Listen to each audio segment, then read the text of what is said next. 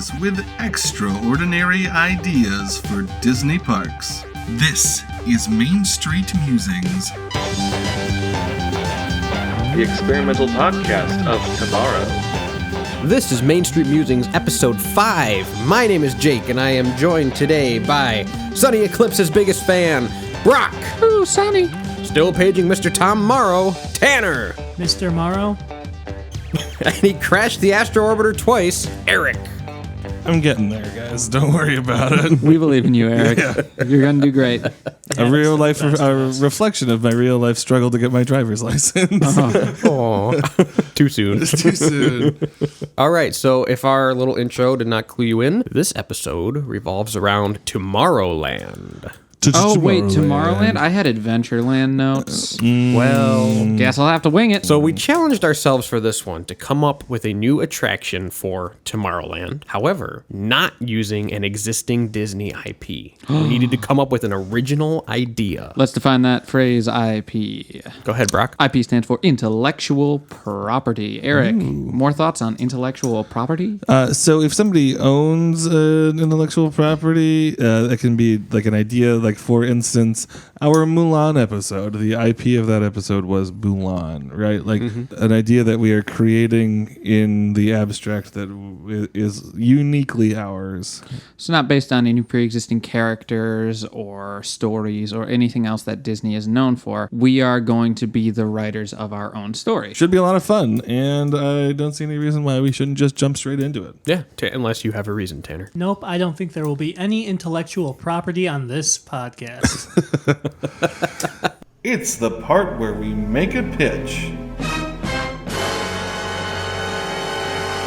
That would be me. Eric. Cool. Let's hear your pitch. So, my pitch is I am not familiar with Tomorrowland in Florida, so mine is going to be more Anaheim specific. In the second story structures that once housed the People Mover, we'll be creating like a full scaffolding for like a second, about 20 feet up in the air, which will house the World's Fair, the year 3000, which will contain its own assortment series of flat rides and themed attractions that are rotatable, so things aren't as static as they could get in like the indoor spaces and things like that. So it'll be a fully outdoor World's Fair kind of themed, more steampunky, and Nice. So the World of the Sky World's Fair year 3000. Cool. Sweet. Let's see who's next. Me. I'm next. Okay. So my idea is for a roller coaster. I know in Walt Disney World they've got the Tron coaster coming, but my idea was for a different coaster because I thought there wasn't enough thrill rides in Tomorrowland. So, but my idea is for a time machine roller coaster, which is kind of a tribute to the time machine ride attraction that used to be there with Robin Williams. It was called the Timekeeper, I think. It does sound right. You guys know what I'm talking about? Yes. It was Robin Williams and his trusty assistant, Nine Eye, was the camera. And it was basically just one of those, the theater that goes around and you stand in a circle and look at screens. Circle vision. Yeah. Yeah, we've all seen Hot Tub Time Machine. Have we? No. Everybody who matters at this table has. So my idea was you get in this roller coaster, but instead of a normal roller coaster car, it's enclosed. It actually has a roof and windows. And you sit in this, and it's an actual roller coaster, and you're going to go through different times. So you might go to the dinosaur time, you might go to the future, you might go to the 1700s, and you're going to be traveling. And you're going to have this guide, which is a character of some sort of, maybe a robot, kind of a throwback to the Timekeeper. And part of the mechanics of this, the front windshield of the ride is going to be angled at a 45 degree toward you. So there's going to be a screen hidden in the dashboard of your roller coaster vehicle, which will project onto that, which gives you the Pepper's Ghost effect, similar to what's used in Haunted Mansion. So it'll look like you have a hologram floating in front of you as your guide and narrating as you go through. Oh, cool. So it's kind of like your motion sims or Star Tours, but you're actually moving through animatronics and props, and I think it could be really cool. That does sound really interesting. Badass. Yeah, I like that a lot. Next up, Brock. All right. So the big thing about Tomorrowland that's kind of flawed in its conception is the idea that it's looking to the future. And as we all know with the attractions that have come and gone from Tomorrowland is that we are all that's a constantly changing goalpost. Yes. You know, we are constantly passing that point. And Also, the future is bleak. Yeah. often. Yeah. Yeah. Which kind of go Disney's whole point of the future, especially with Walt, was trying to paint a happy picture of the future. Yeah. Well, yeah, that's exactly right. But I mean, you look at like the Carousel of Progress, which is all about looking at this happy future. The last time they updated it, you know, the happy future looks a lot like the 1980s. Yeah. My pitch is, and while this might be one that might grow outdated a little bit, I'm calling it the Tower of Possible Futures for the moment. And like you said, the future can often look bleak, but I think I'd kind of like to incorporate that into this. And let me finish. So what this is going to be a ride system similar to the Tower of Terror in Orlando. I know this is weird. It's the Tower of Terror in Orlando ride system where the car can operate separately and then also do the up and down of the drop. And by operate separately, you mean how it moves like a car? Yeah, how it can move like a car forward and and backward, and it can go almost on a near trackless system. And so the way this ride would work is you're slowly going up, spiraling upward through these rooms that are possible futures. And each room you start in, it seems bleak. You start in a room, let's say it's about the environment, and we see, you know, a scarred landscape, we see crops that have died and all that sort of thing, and we have a narrator. It's kind of going to be in the tone of a Spaceship Earth. That explains that this is possibly what we have in store for its environment, and then it changes using a combination of projection mapping and hidden animatronics and a lot of sort of stage magician effects. The room around us changes into something beautiful, a beautiful lush landscape. And then we can do the same in the next room. It's ravaged by war, but then it's about human togetherness. And then the next room, it's about, you know, overpopulation or something like that. And then it's about space exploration and possible, you know, Mars colonization and all those sorts of possible futures that we're looking at. All of which it's going to be these branching timelines that may or may not happen, unlike other future rides that kind of nail this is the future. And then we get up to the top of this tower and we see outside the world around us. And, you know, the well-respected character actor who's doing the voiceover is going to say something like, and here we are arriving to the future. We are standing on a precipice. All you have to do is leap. And we fall. And it's a drop ride at that point. And as we spin down through, we see all these flashes of possible futures. So it's kind of a weird, optimistic take on that sort of looking toward the future. That's my pitch. Very interesting. I like Wow. a little deep Yeah, for Tomorrowland. it. I dig it, man. I think it's cool. Kind of going for a... And then you go listen to Sunny Eclipse. All right, T, what you got? All right, so I guess that leaves me. So, my pitch is for a new show called Adam and Molly Q Present Technology of the Future. This idea involves replacing the Incredibles dance party with a new original show Thank God. hosts... Yeah, exactly. Where hosts Adam and Molly Q present future technology and science experiments that go hilariously wrong. In the same vein as the Muppets' Great Moments in History, there are multiple shows guests might view throughout the day, from anything including wacky robots to futuristic pizza ovens. Huh. Neat. That's kind of cool. The name's a lot. Yeah, Adam and kind Molly of. Q. Actually, are we cool to start the question and answer? It's the part where we do Q&A.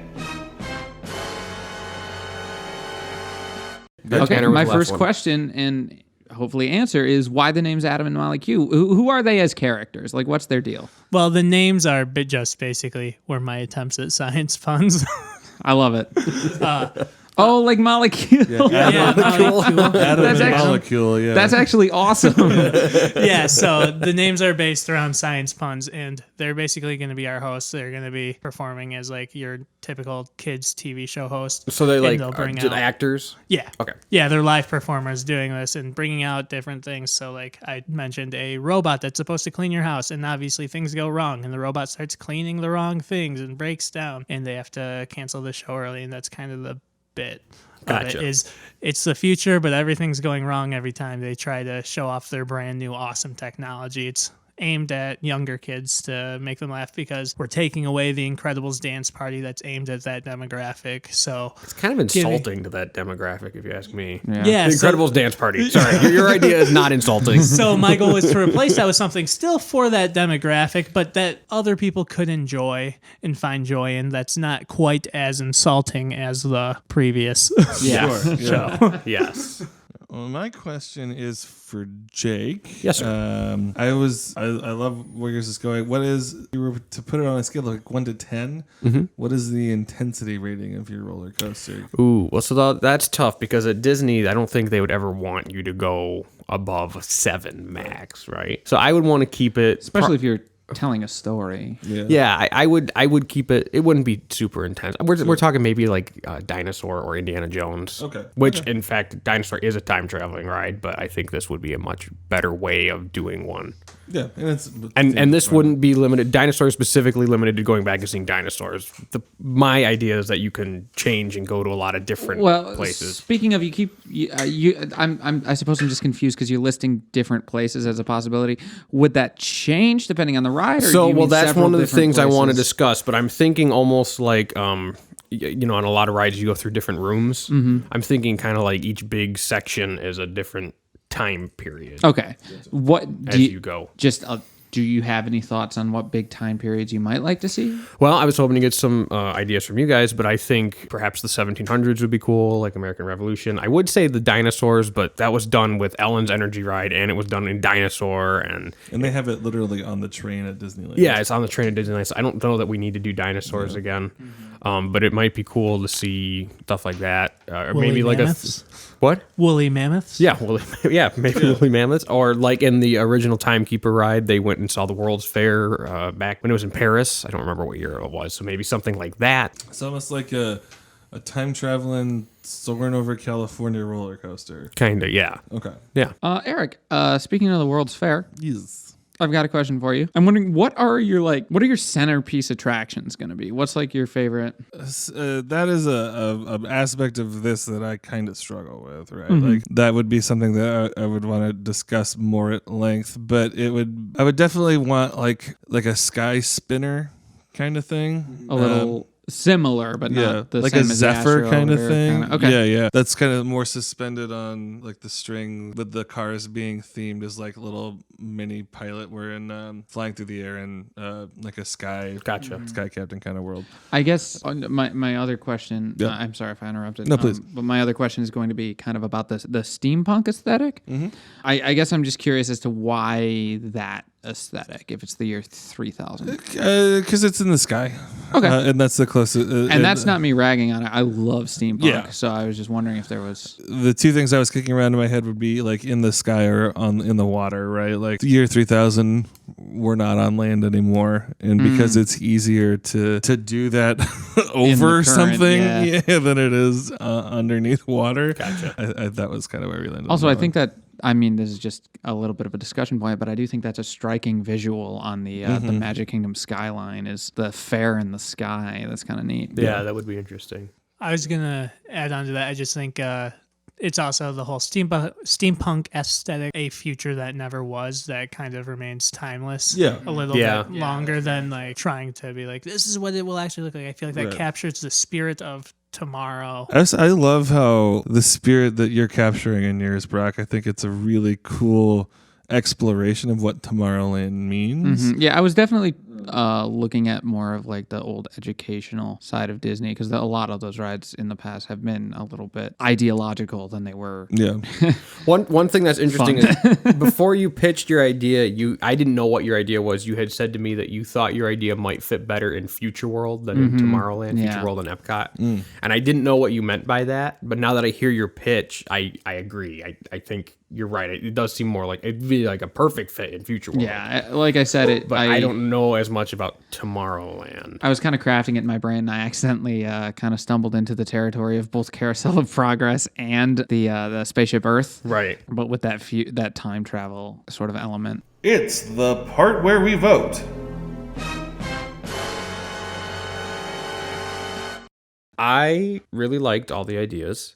I think in this instance, I'm going to vote with Tanner's idea because I hate the Incredibles dance party. I hate the fact that it is in Tomorrowland. It is the worst thing that has happened to Tomorrowland, even worse than Stitch's Great Escape. I think it is the stupidest waste of resources. As usual, Jake is motivated by spite. And I would love to see Tanner's thing that makes much more sense and would be a much better show in its place. That is my vote. All right, who's the next vote? Oh, it's going to be Tanner.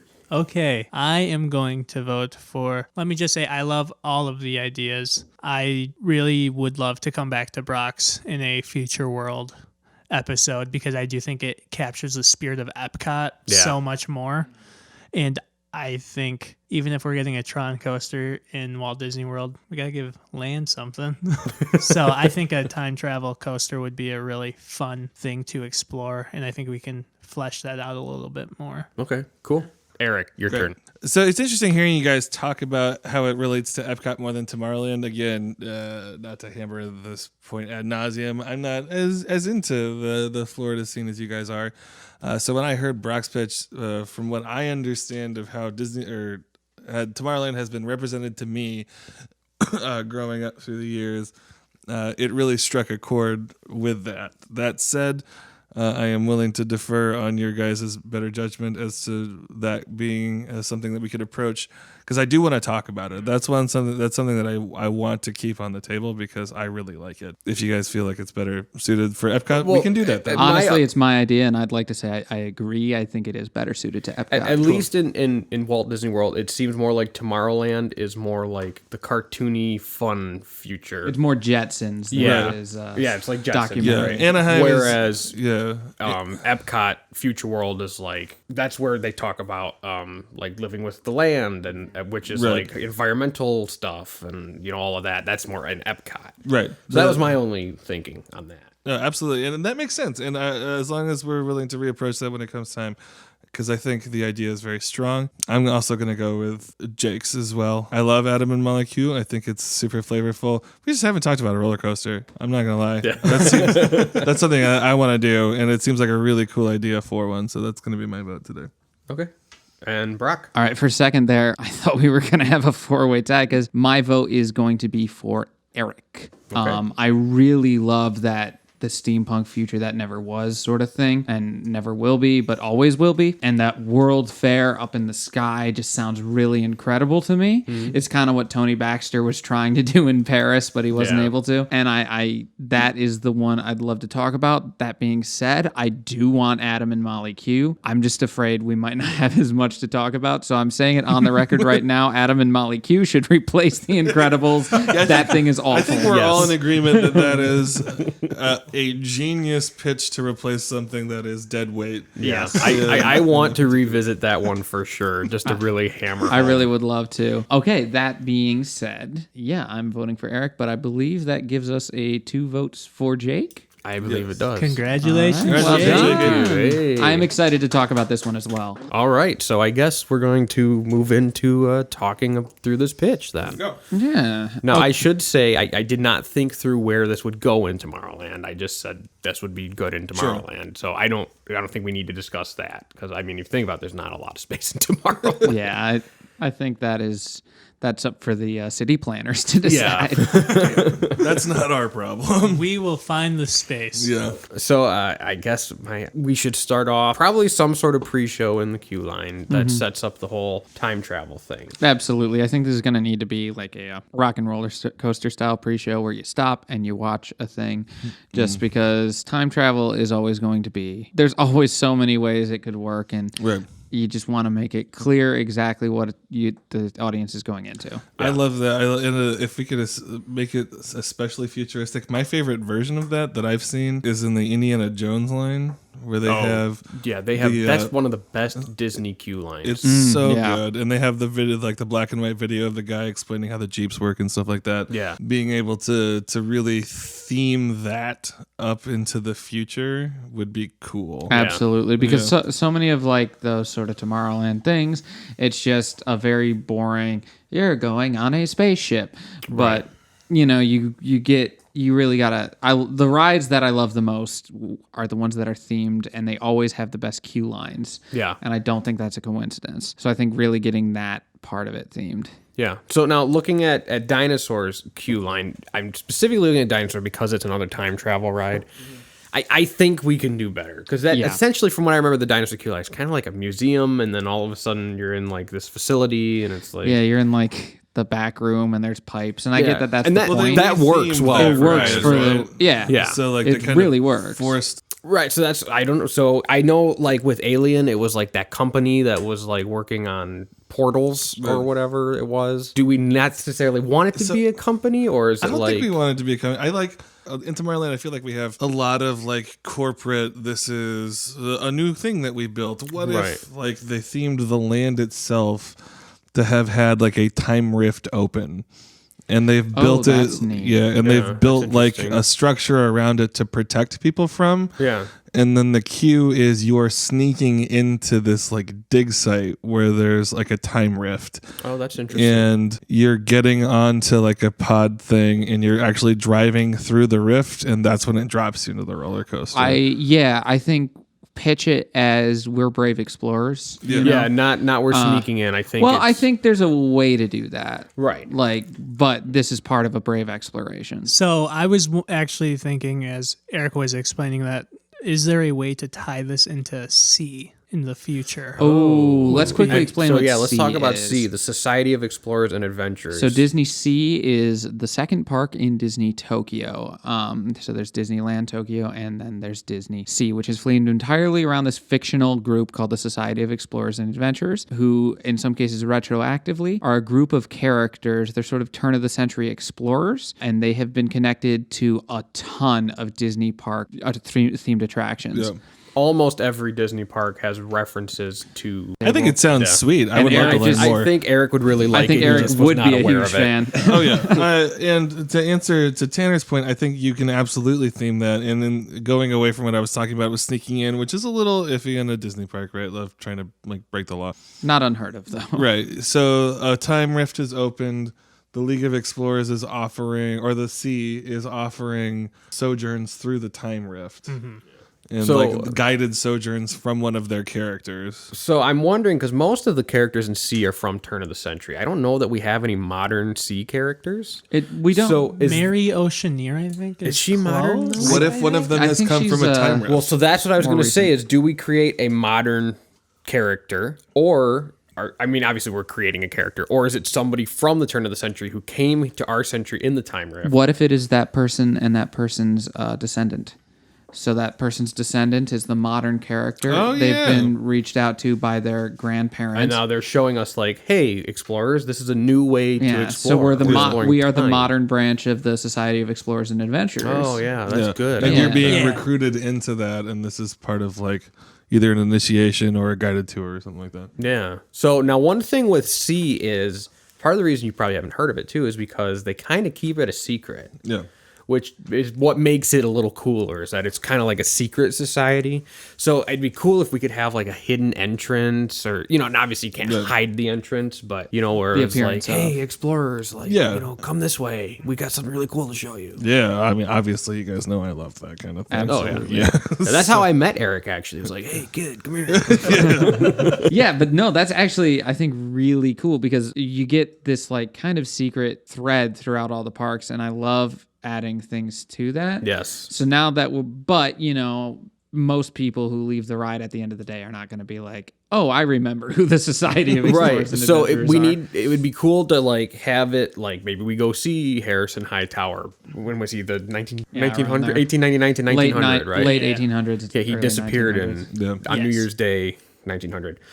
So it'd be cool to like go back to the 1890s, and anybody who doesn't know what C is like, oh, sweet, we're in the 1890s, and the people who know what C is are like, hey, that's, you know, Yeah, Hightower. but I think what that is that's going to be the start of our adventure. You know, Yeah. we're going back to meet the members of this organization and to learn more about our past, and they're here to, and they're going to learn more about their future. yeah, But then, in classic theme park ride style, something goes wrong.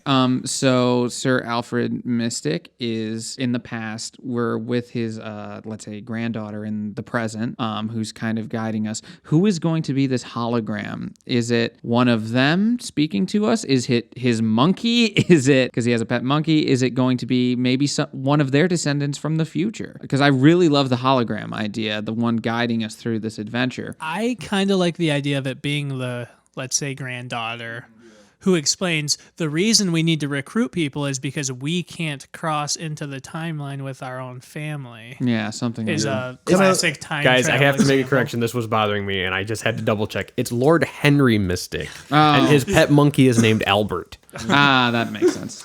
Sorry. I think it's important too that we get women guides of this kind of thing. Yeah, as well. I think it'd be cool to That's have. why, and like even the Society of Explorers and Adventures is a little bit of a boys' club. But yeah, I think it could easily be that person as the hologram isn't necessary. I just thought it was a cool. I think it's great. My think it's original really idea good. was Yeah. I'm driving in a roller coaster, but it's enclosed, and there's a holographic guide using Pepper's Ghost telling me where to go. And I think that's perfect because what this does is it gives us story to a roller coaster that isn't just the queue line. Yeah. Because most of the roller coaster stories are going to be here's the queue line, then you go through some things, there's some animatronics at the end of it. Oh, you did it. Yeah. Or it's just Star Tours and you're not on a track. Exactly. Right. Yeah. I don't Right, want. like- That's the thing is I don't want this to be another screen ride, which Yeah. seems to be Disney's answer to everything all of a sudden. Because it's the cheaper. easiest and cheapest, right? Yeah. Like, So that way we get the best of both worlds. Yeah. We get the screen in the car, but we're actually moving through real locations, Yeah. and it feels real. Now, I don't want the ride to be completely enclosed because you want to feel that wind on your face. Right. No, I agree. and But I at think least that's- the windshield would be perfect. we've talked the first few episodes about moments, right? There is a moment there where the first time that opens up, say like we're going back to like prehistoric or something or mammoth based, and it opens up in like there's snow and there's like wind whipping through you after you've been enclosed going through the time rift, right? Like that's a moment. That kind of half enclosed, half not enclosed also could solve some money problems, right? So you don't have Yeah. to build an entire thing. You can do partially, it's on a track and it's visual, and then part of it you can really bling out the scenery around you as you open up and have these cool moments. Right. Absolutely. I think maybe let's kind of plot out like the plot of the ride. Like Yeah, we know sure. the plot, but let's plot out the beats. So the first beat, we know in the queue line, we're going into the past. We're going to meet the society. Yep. We see some of the members. They're waving at us. Something goes wrong. We turn off. Where do we go next? I know that obviously prehistoric or like Ice Age times are a big one, but I'd like to pitch like the Trojan War.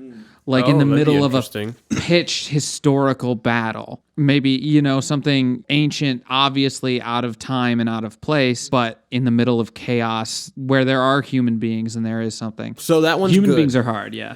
But humans are really hard with animatronics, especially to have the sheer numbers that we're talking about with the Trojan War. I mean, that could be partially the part of the one that's enclosed, right?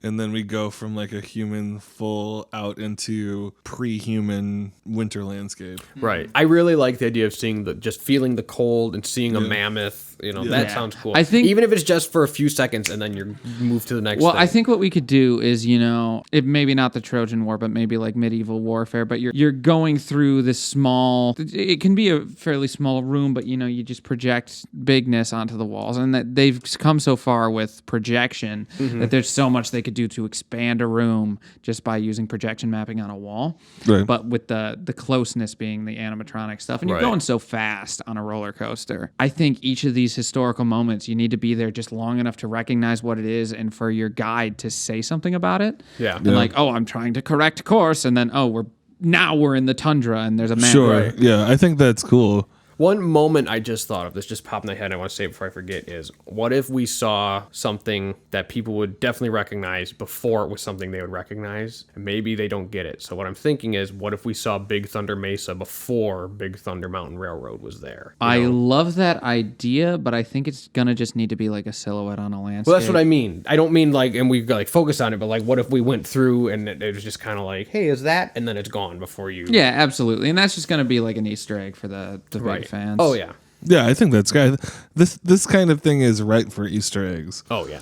For brief moments, something that it would be hard to see on a first ride through, right? And that kind of plays into the sea idea of it, where there's some things that are secret and hidden and only for those who are looking closely enough. So I say I like the idea of we're going to try to go visit the explorers of the past, and then obviously it goes wrong. Yeah.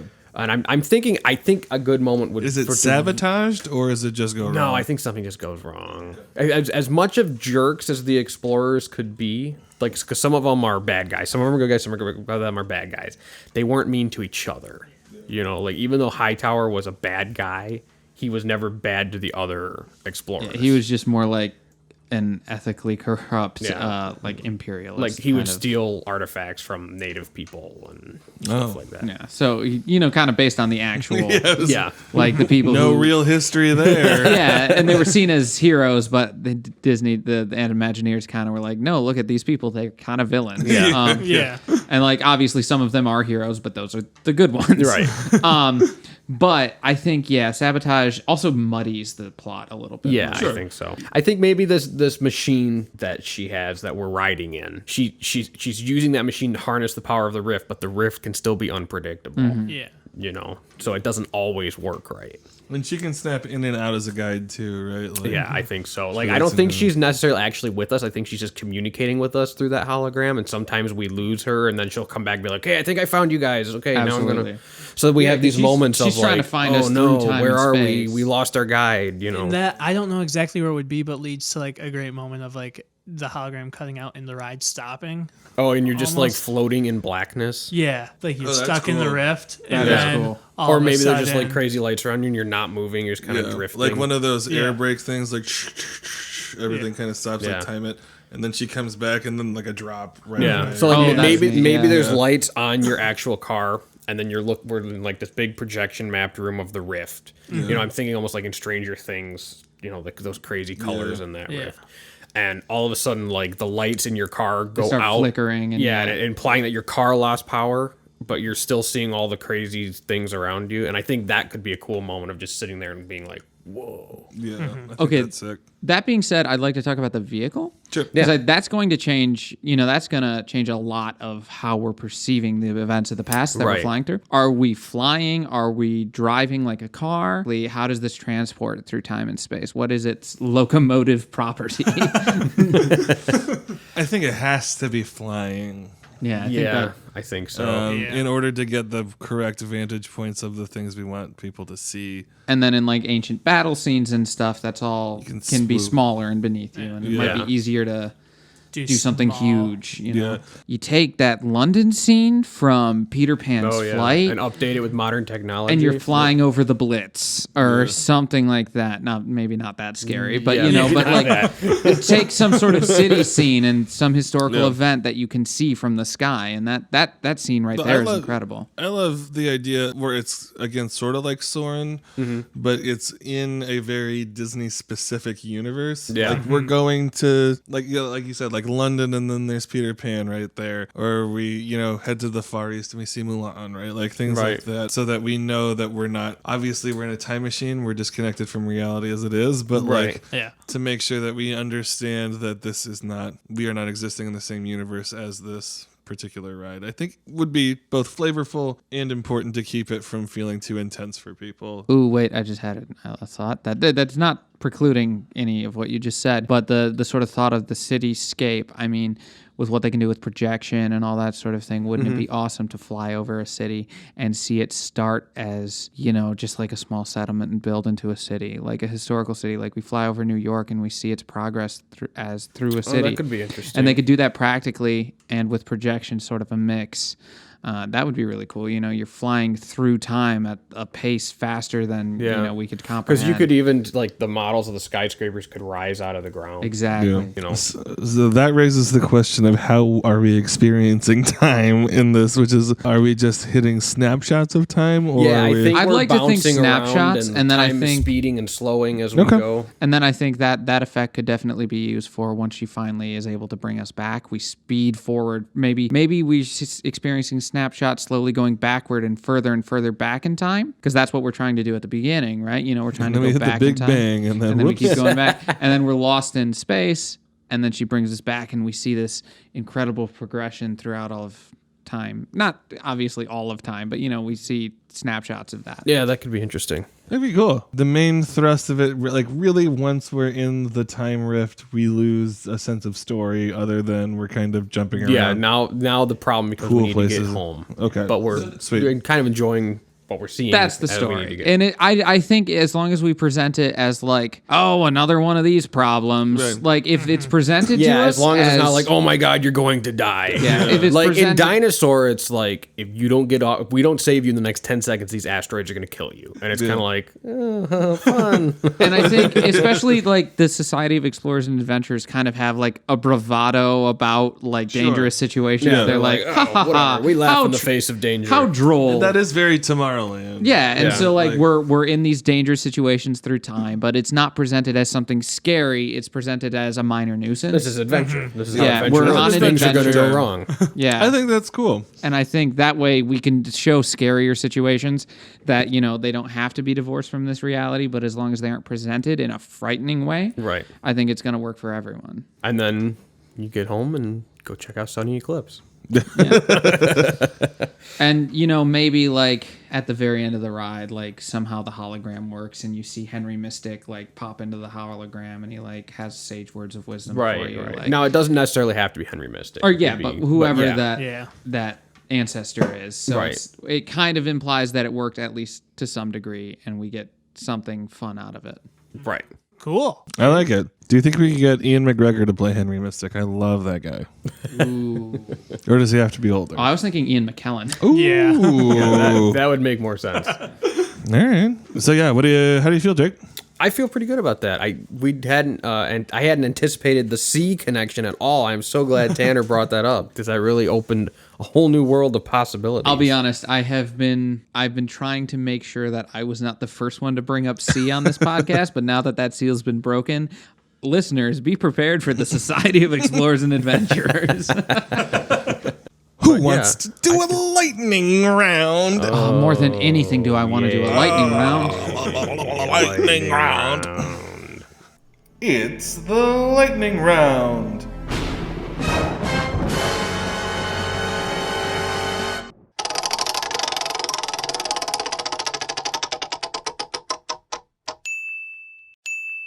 So today we have a drop tower. I think everybody is pretty familiar with what a drop tower is. Sure.